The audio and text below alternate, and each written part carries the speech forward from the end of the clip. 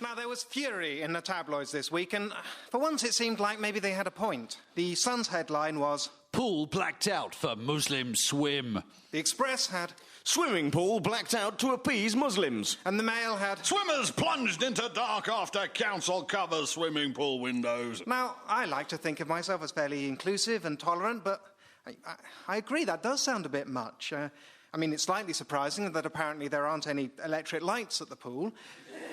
But, I mean, even if they are and plunged into darkness is a tiny, forgivable exaggeration. It is genuinely bad enough that all that natural light has been blocked out, as we can be sure that it has, because the Mail and the Mirror both said, all 250 windows had been blacked out. Well, in which case I can only agree with John Ewart, 63, who, when interviewed in the Mail, said, "The whole thing smacks of political correctness gone stark raving mad."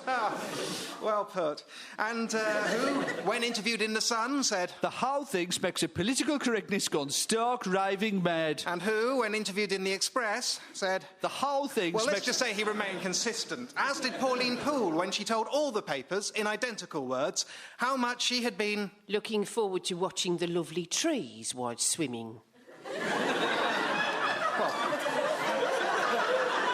fair enough. Who doesn't go swimming to look at the lovely trees?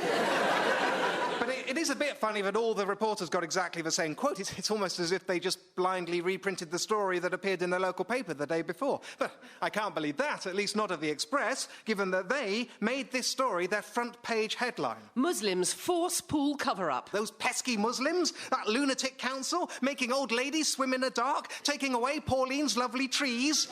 It goes on to explain how the council covered ground-level windows with opaque film. Honestly, these councils, they just... Sorry, hang on. Ground floor windows? Opaque film? Is that the same as blacked out? Can you clarify, Daily Express? Regular users of the pool are furious that the tinted windows... Tinted? The ground floor windows have been tinted? Isn't that what all swimming pools with ground floor windows do?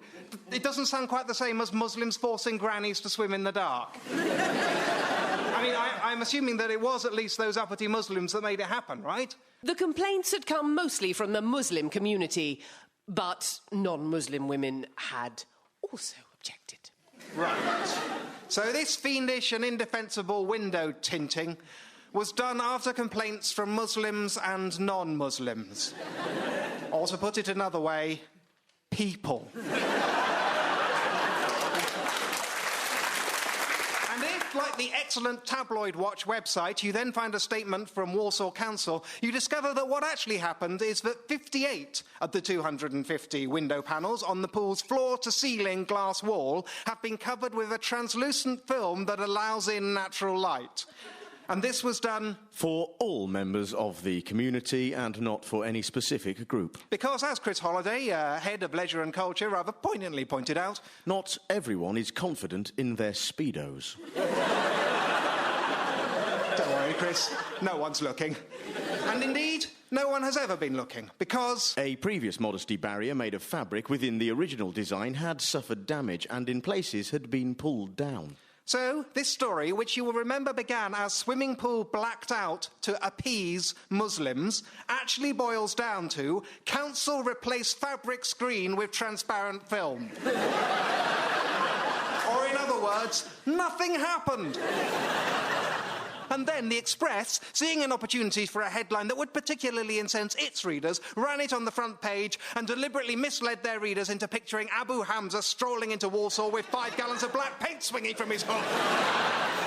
And sure enough, the comments pages are now full of outrage and resentment at this fictional event. From Miss Culture of Belfast, who suggests local men should turn up with ladders, stand at the windows and make a point of staring at these women.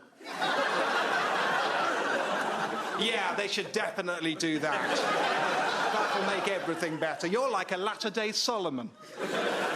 And then there's M. Davies of Wales, who said, I would suggest the local electorate protest wildly. Yes, definitely. Sometimes you just have to take a stand. Rage against the tinting of the light.